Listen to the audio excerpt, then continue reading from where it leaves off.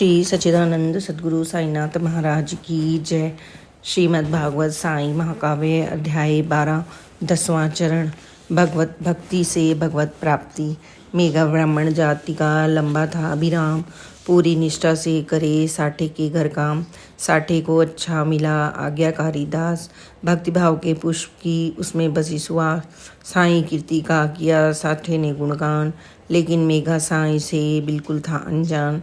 साठे बोले प्रेम से साईं रुद्र समान, आज जगत में गूंजती उनकी कीर्ति महान।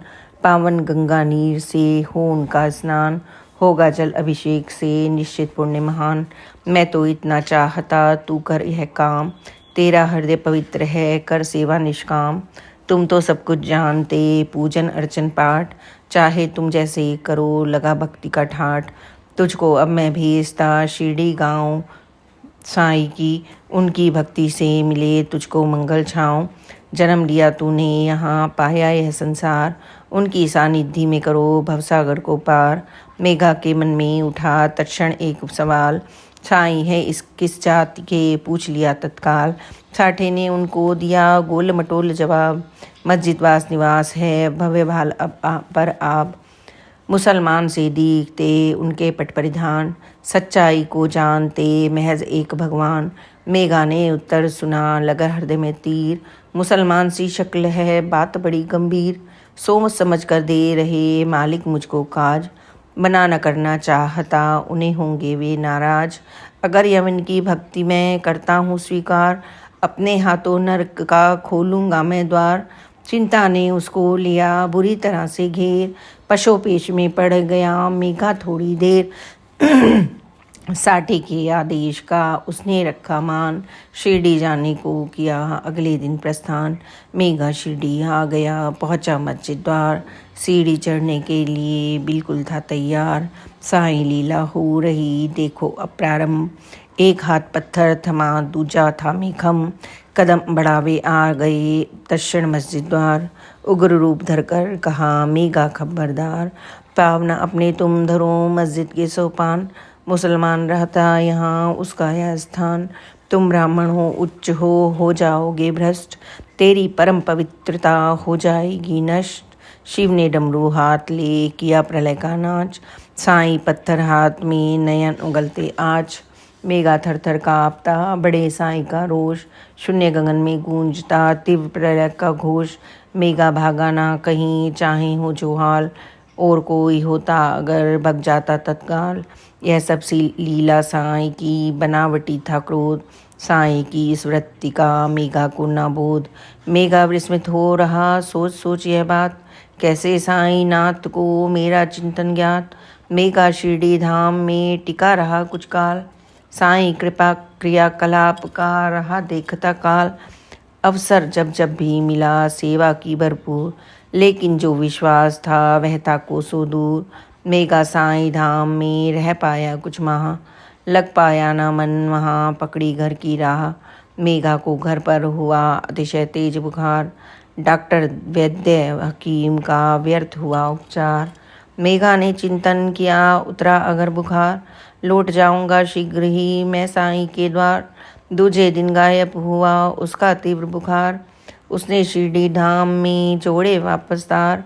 पुलकित और प्रसन्न था मेघा अब की बार, मन में श्रद्धा प्रेम की उमड़ रही थी धार। आते ही वह लग गया पूजन में तत्काल, साईं शीतल छाँव में फली भक्ति की डाल। साईं को शिव मान कर की भक्ति निष्काम, उमानाथ अब हो गए सतगुरु साईं राम।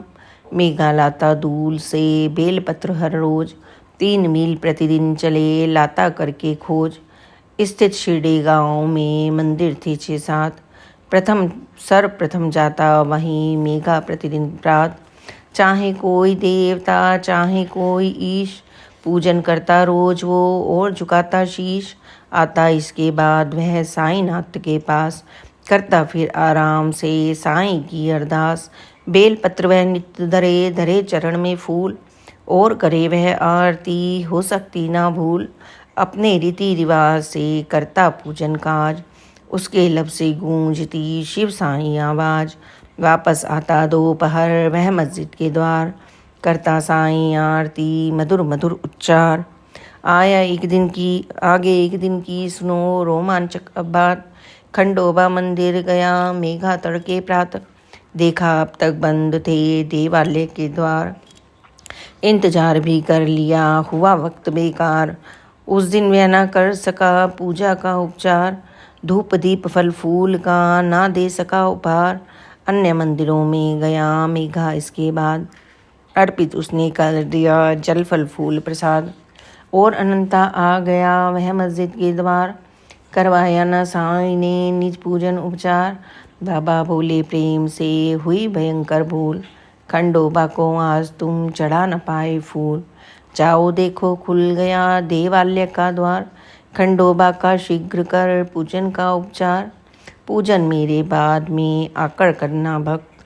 हर देवालय में करो अपनी श्रद्धा व्यक्त। मेघा वापस चल दिया खंडोबा के द्वार, खुला हुआ पट देख कर अचरज हुआ अपार। मस्जिद में जो बैठ कर रखता जग का हाल, कहाँ कहाँ क्या हो रहा यह तो हुआ कमाल। खंडोबा पूजन किया मेघा ने तत्काल, जो मेघा की भूल थी दी साईं ने टाल। मेघा वापस आ गया साईंनाथ के द्वार, अब पूजन के वास्ते हुए साईं तैयार। आदर भक्ति भाव से शीघ्र किया उपचार, पूजन मेघा ने किया हुई भक्ति साकार।